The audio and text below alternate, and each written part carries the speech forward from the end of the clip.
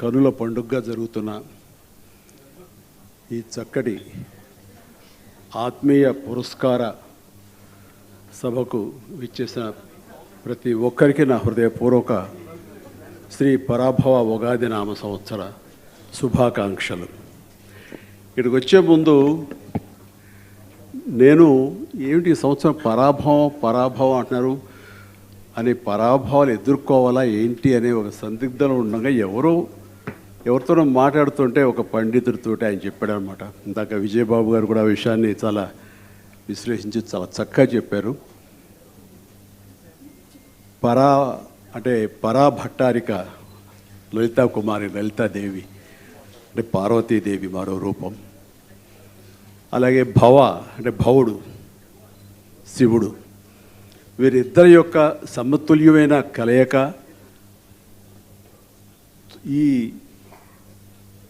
సర్వ జీవులకి రక్షణగా ఉండేందుకు వారు ఆ రకంగా మేలు కలయికతోటి ఈ పరాభవ నామ సంవత్సరం నిర్దేశించబడిందని ఆ రకంగా పెద్దలు చెప్తూ ఉంటారు.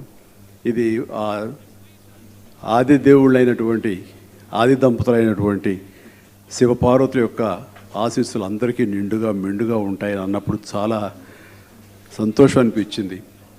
ఈ ఉగాది నామ సంవత్సరం శ్రీ పరాభవ ప్రతి ఒక్కరికి అద్భుతమైన విజయాల్ని, సంతోషాన్ని, ఆయురారోగ్యాల్ని ప్రసాదించాలని మనస్ఫూర్తిగా నేను కోరుకుంటూ ఈరోజు ఇక్కడ ఈ ఉగాది సభకు ఈ రకంగా నా మిత్రుడు, సోదర సమానుడు తోట చంద్రశేఖర్ గారు నిర్వహించటం, ఇంతవరకు చాలా ఉగాదులు జరిగినాయి కానీ ఈ ఉగాది చాలా ప్రత్యేకంగా అయింది. ఇంతమంది నిష్ణాతుల్ని, ఇంతమంది లబ్ధ ప్రతిష్ఠుల్ని నేను సన్మానించే అవకాశం నాకు కల్పించినందుకు మనస్ఫూర్తిగా నా మిత్రుడు తోట చంద్రశేఖర్కి నేను ధన్యవాదాలు తెలియజేస్తున్నాను. జనరల్గా ఏ టీవీ ఛానల్స్కి ఎక్కడికి వెళ్ళకూడదని కాదు, అలాంటి సందర్భం నాకు రాలేదు. అంటే పిలవకూడదు ఎవరు అనుకోరు, కానీ పిలిచినా రాడలే అని ఉద్దేశంతో వాళ్ళే కొంచెం బ్యాక్ స్టెప్ వేస్తుంటారు. కానీ ఈ 99 టీవీకి ప్రత్యేకించి నేను రావడానికి కారణం తోట చంద్రశేఖర్ గారు.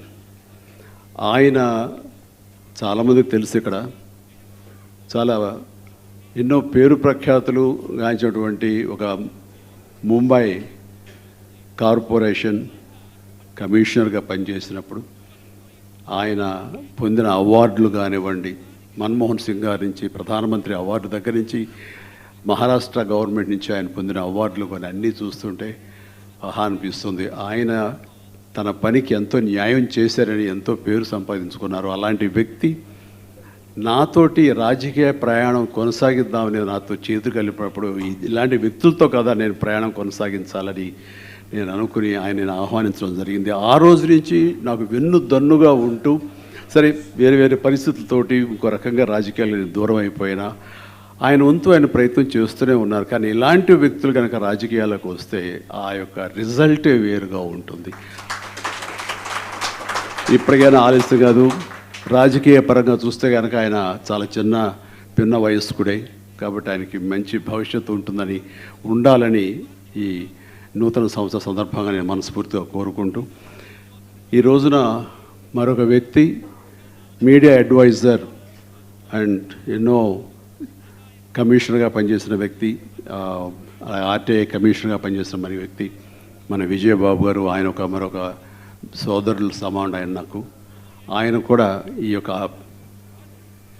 సభకు రావాలని ఆయన కోరినప్పుడు ఖచ్చితంగా వస్తానని మాట్లాడడం జరిగింది. వచ్చినందుకు నాకు ఎనలేని సంతృప్తిని ఇచ్చారు, ఎనలేని ఆనందాన్ని ఇచ్చారు. విజయబాబు గారు కూడా నా హృదయపూర్వక ధన్యవాదాలు తెలియజేస్తున్నాను. అండ్ ఇక్కడ ప్రత్యేకించి ఈ అవార్డులు తీసుకున్న వాళ్ళు ఎవరైతే గ్రహీతలు ఉన్నారో, సన్మాన గ్రహీతలు అందరూ నాకు పరిచయం ఉన్నవాళ్ళే.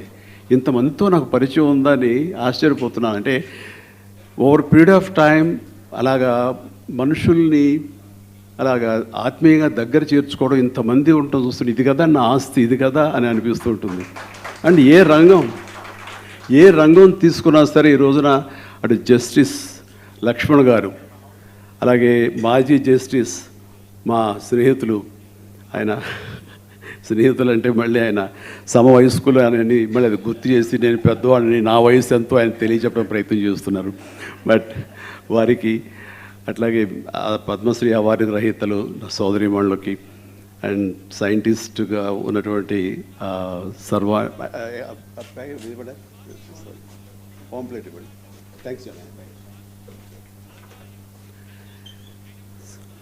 ఇలా మా భవానీ ప్రసాద్ గారికి, అట్లాగే ఆ స్మరణానంద స్వామి గారికి, అలాగే పేరు పేరున ప్రతి ఒక్కరికి కూడా నా హృదయపూర్వక సంతోషాన్ని ఈ సందర్భంగా వ్యక్తపరుస్తాను.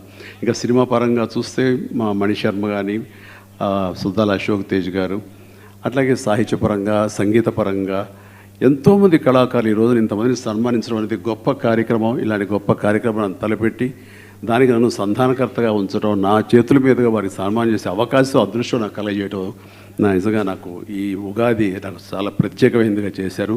థ్యాంక్ యూ చంద్రశేఖర్ మరొకసారి మీకు. అండ్ ఈ సందర్భంగా మాట్లాడేది ఏమీ లేదు. అండ్ అందరూ బాగుండాలి అండ్ వీలైనంత వరకు మనం మంచిని ప్రసరింపచేద్దాం. అండ్ ప్రతి ఒక్కళ్ళు ఇందాక వారి మాటల్లో నాకు అనిపించింది ఏంటంటే, చాలా ఈ వార్ మూలంగా ప్రపంచం అంతా అల్లకల్లోలంతో ఒక భయాందోళనతో ఉన్నది.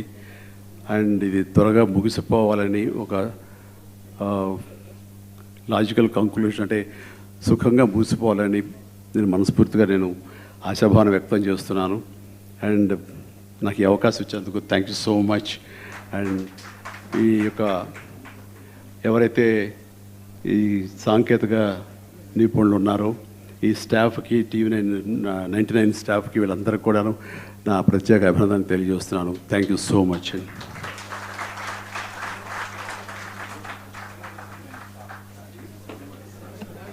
Sir, thank you very much.